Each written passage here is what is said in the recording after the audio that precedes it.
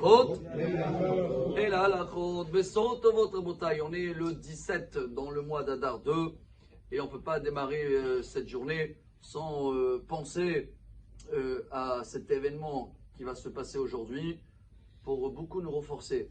Il y a un rabbin qui s'appelle le Rav Yoni Lavi, il a écrit quelque chose, je le trouve merveilleux, qu'on va partager tout de suite. Démarrer ces 3 minutes avec. Il y a des centaines de personnes qui ont accompagné Arik Einstein. Vous avez entendu parler de lui, un des plus grands chanteurs israéliens. Il a écrit des centaines de chansons. Quelques centaines de personnes aussi, ils étaient là dans le dernier jour de Amos Oz, un grand écrivain très connu. Il a sorti des dizaines de livres, même des films qui sont sortis selon lui. 5000 personnes étaient là pour accompagner Shimon Peres avec tout ce qu'il a fait dans sa vie pour l'État d'Israël. Et 1 million de personnes minimum seront là aujourd'hui pour accompagner le Rav Chaim Kanievski Zecher Tzadik Livracha. Et les gens ne comprennent pas. Il a laissé une maison de 40 mètres carrés. Rien du tout, ni de voiture, ni rien. Une cuisine de 2 mètres carrés. Beaucoup de tous ces millions-là, ils n'ont jamais lu un de ces livres. Qu'est-ce qui se passe? Les gens ne comprennent pas. Et la réponse, elle est, chers amis, et je trouve que c'est ça qu'on doit comprendre aujourd'hui, que la musique, c'est beau. Les livres, ça peut te faire des moments agréables de lire. La politique est très importante, mais la Torah, c'est la vie.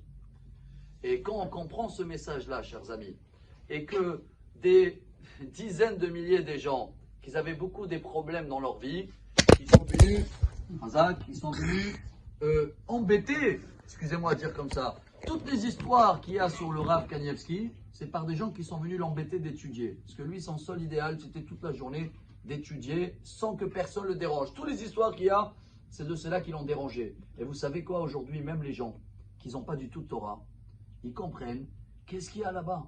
Il y a une pureté, une propreté, que tous les bruits de fond qu'on peut avoir dans notre vie, là-bas, tu arrives en un mot. Hein, ça fait 9 ans qu'ils disaient à les gens un mot. Boua, boua, boua. C'est les initiales de Bracha Vatzlacha.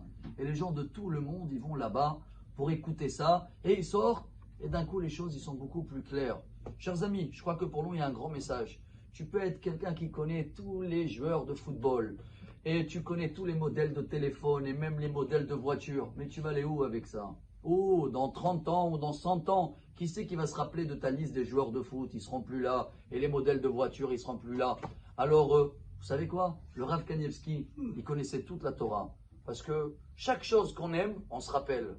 Et malheureusement, si aujourd'hui on voit qu'on se rappelle plein des détails de Tmanik et du matériel et de football et de modèles de téléphone ou des marques de vêtements, ça veut dire qu'on s'est concentré sur des choses qu'ils ne seront pas là plus tard. Lui, il a tout compris. Alors pour son honneur aujourd'hui, chers amis, qu'on demande de plus y aller. Tout le pays il est arrêté. Même l'armée, ils ont demandé à tous les soldats rester à la maison. Les écoles, ils fermaient, tout le monde ferme pour donner kavod à quelqu'un que toute sa vie, il s'est concentré que à l'étude de la Torah. Alors la Torah, c'est notre vie et notre devoir aujourd'hui, c'est de rendre hommage et d'essayer de se renforcer et de s'investir un peu moins dans tout le Tmanik, dans tout le vent. Et étudier, se prendre la tête dans l'étude plus et plus, c'est comme ça on va voir comment les choses y seront propres, claires. Et voilà, c'est le minimum qu'on peut faire pour ce grand maître qu'on l'appelle en hébreu Sar Torah, le ministre de la Torah.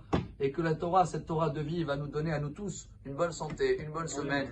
Et que le Rav Chaim Kanievski d'en haut va accélérer l'avenue de Mashiach qu'on attend depuis si longtemps. Shavuot Tov, Besorot Tovot. Amar Rabbi Elazar, Amar Rabbi Chaim.